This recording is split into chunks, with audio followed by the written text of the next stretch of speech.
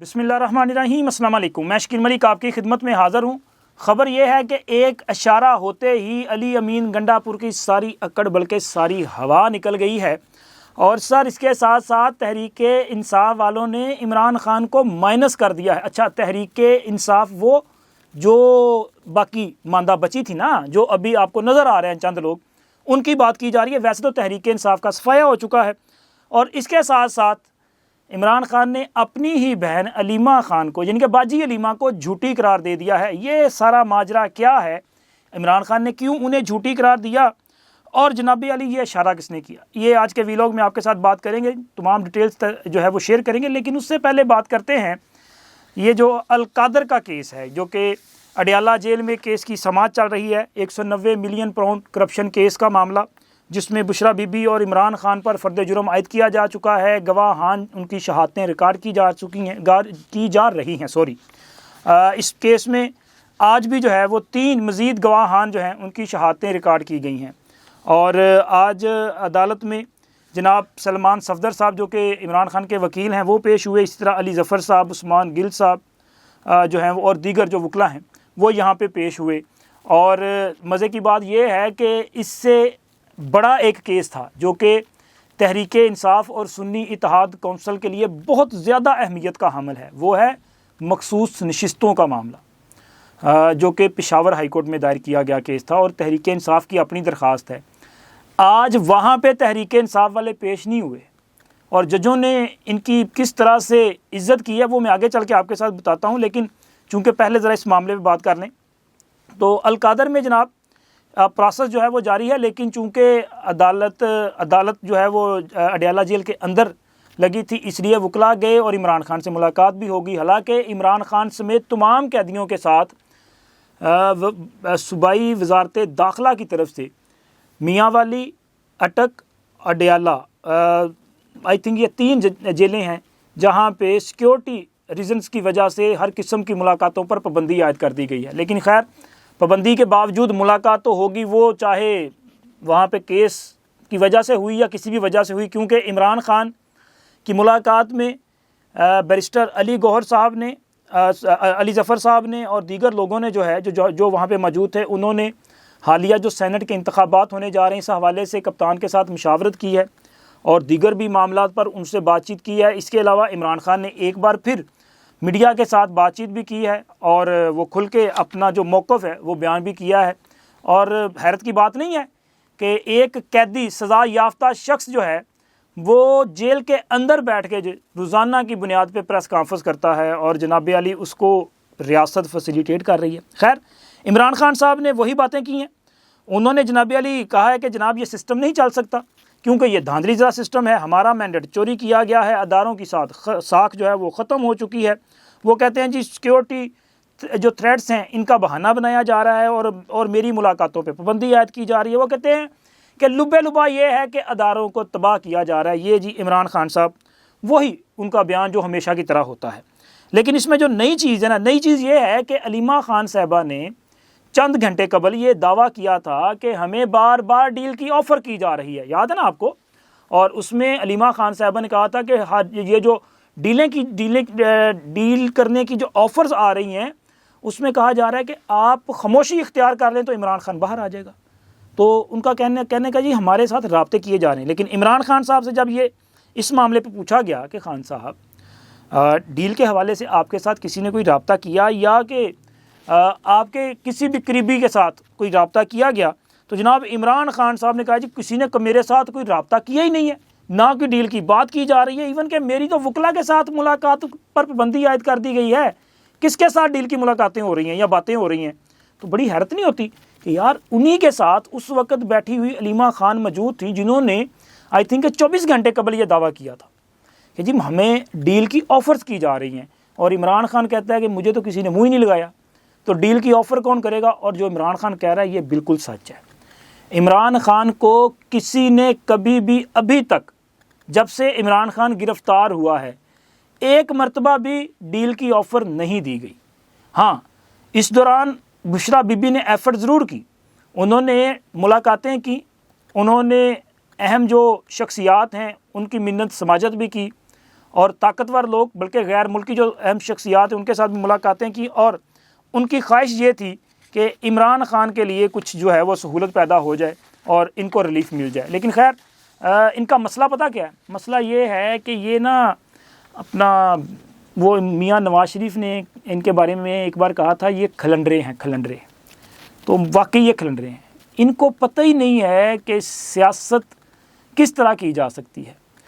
मौजूदा हालात जो कि इमरान खान के लिए, तहरीक इंसाफ के लिए और इमरान खान के ख़ानदान के लिए बड़े क्रूशल हैं, बड़े मुश्किल हैं। इन हालात से निकलने के लिए जिस किस्म की सोच का मुजाहरा किया जाना चाहिए था वो नहीं किया जा रहा, इवन के इमरान खान की तरफ से भी और उनकी फैमिलीज़ की तरफ से भी।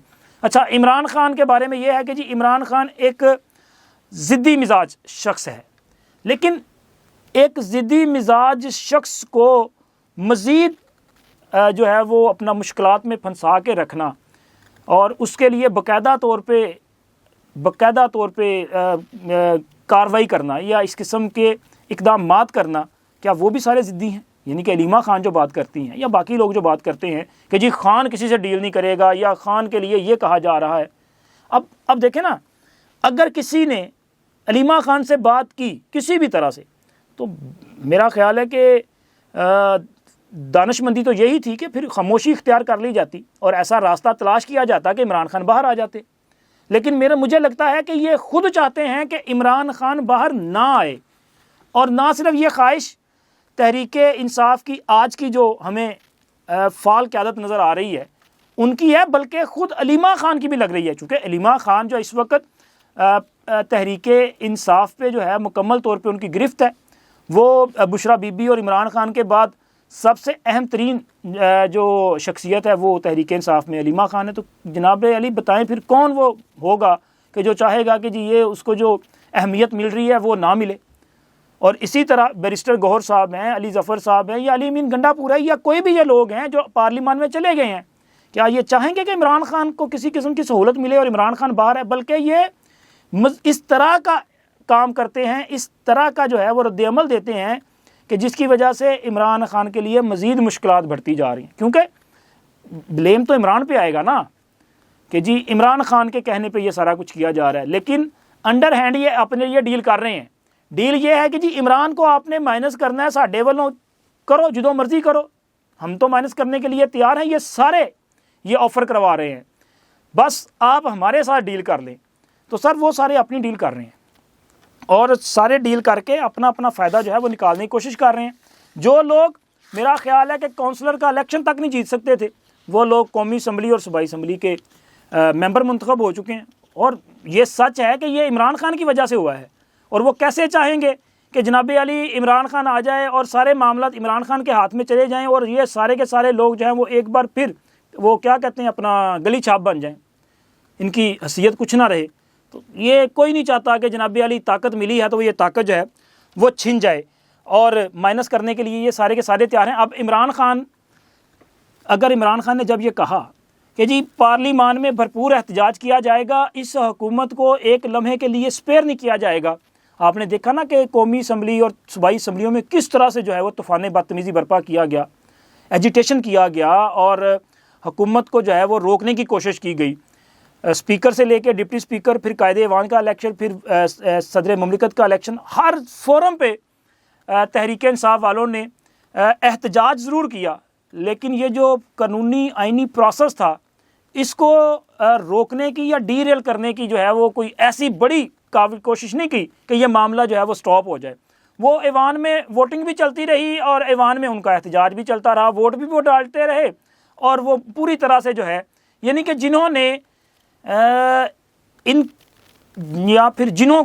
इन्होंने यकीन दहानियाँ करवाई थी वो यकीन दहानियों के मुताबिक ये अपना काम पूरा कर रहे हैं और उसके मुताबिक चलते जा रहे हैं। और आने वाले दिनों में ये मज़ीद तब्दीलियाँ आपको नज़र आएंगी। अब अली अमीन गंडापुर साहब जो कल तक कह रहे थे कि जनाब ये अपना फार्म 47 के प्राइम मिनिस्टर हैं, मैं इनको वज़ीर-ए-आज़म तस्लीम ही नहीं करता तो मैं इनकी हलफ बर्दारी में क्यों जाऊँ, ये सदर जो है वो गैर आइनी सदर है तो मैं इनकी हलफ बर्दारी में नहीं जाऊँगा, मैं तो इनको सदर और वज़ीर-ए-आज़म और इनको हुक्मरान तस्लीम ही नहीं करता।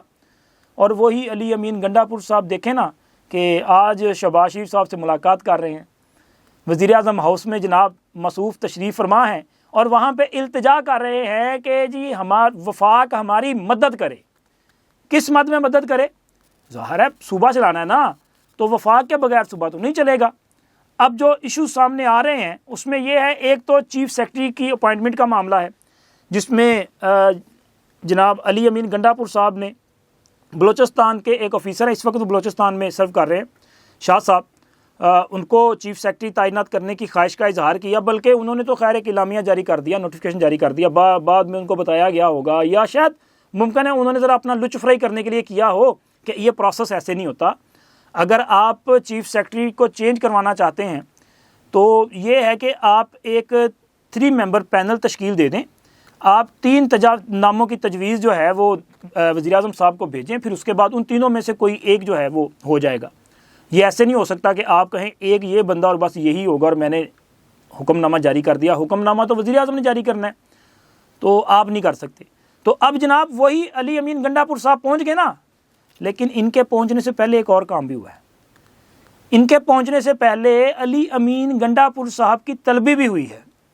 अली अमीन गंडापुर साहब की नाअहली के लिए इलेक्शन कमीशन में एक दरख्वास्त आई थी, उस दरख्वास्त को काबिल समाअत करार दे दिया गया है और इलेक्शन कमीशन ने, याद है ना आपको, कि उस पर नोटिस जारी कर दिया है और अली अमीन गंडापुर साहब को जो है आइंदा हफ्ते तलब कर लिया है कि ज़रा आएँ।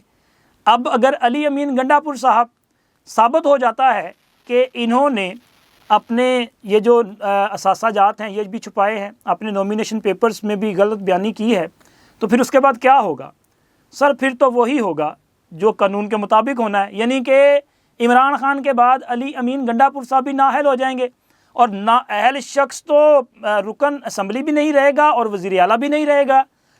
तो इनकी नाअहली के साथ ही खैबर पख्तूनख्वा से गंडापुर सरकार का ख़ात्मा हो जाएगा और एक नया वज़ीर आला आएगा। अब वो नया वज़ीर आला कौन होगा ये तो आने वाला वक्त बताएगा, लेकिन जो भी होगा वो बड़ों की मर्ज़ी के साथ ही चलेगा। क्यों यार, ये अली अमीन गंडापुर साहब में क्या मसला है? वो भी तो जनाब अली आपकी ताबेदारी करने के लिए तैयार हैं। तो उन्होंने फौरी तौर पे देखें, नोटिस जारी हुआ और अगले चंद ही घंटों के बाद वही अली अमीन गंडापुर साहब जो हैं वो वज़ीर आज़म के सामने विराजमान हो चुके, आ चुके। जी हुक्म जनाब, और भिजवाने वालों ने भिजवा दिया। और अब ये उसी वज़ीर आज़म को बतौर अपना वज़ीर आज़म ऑफ पाकिस्तान तस्लीम भी करेंगे और उनसे इल्तिजा भी करेंगे कि जनाब हमारी मदद फरमाएं और फ़लाँ अफसर को हमारे सूबे में जो है वो तैनात कर दिया जाए। लेकिन यहाँ भी एक इशू ये होगा कि वो ऑफिसर जो हैं वो बलोचिस्तान में इस वक्त मौजूद हैं और क्या बलोचिस्तान हुकूमत उन्हें वहाँ से रिलीव करेगी या नहीं करेगी, ये बड़ा इशू होगा। फिर उसके बाद फ़ैसला होना है। और उसके अलावा सर, खैबर पख्तूनख्वा का ये जो अपना 1500 अरब रुपए की जो है अपना वफाक के वाजिबुल अदा जो मामलात हैं वफाक की तरफ, ये मामला भी आज की मीटिंग का हिस्सा है। लेकिन ये तो पिछले कई सालों से चलता आ रहा है और ये मामला जो है वो मुतनाज़ा मामला है, चूँकि वफाक का इस पर कुछ और मौक़िफ़ है, सूबे का कुछ और मौक़िफ़ है, तो ये भी एक लंबा प्रोसेस है। लेकिन अगर आप अच्छे बच्चे की तरह मिल के चलेंगे, आप सिस्टम को डीरेल नहीं करेंगे और किसी साजिश का हिस्सा नहीं बनेंगे और आप इस बात को तस्लीम कर लेंगे कि ये सिस्टम 5 साल के लिए आया है और मैं भी इस सिस्टम का हिस्सा होते हुए इस सिस्टम को सपोर्ट करूंगा, तो फिर मेरा ख्याल है कि आपके मसले मसाइल हल हो सकते हैं। वरना तो फिर जो होता है वो सबको पता है क्या होना है। और तहरीक इंसाफ वालों को भी समझ आना शुरू हो चुकी है, अब इनको समझ आ रही है कि जी हमारे साथ ये जुल्म किया जा रहा है।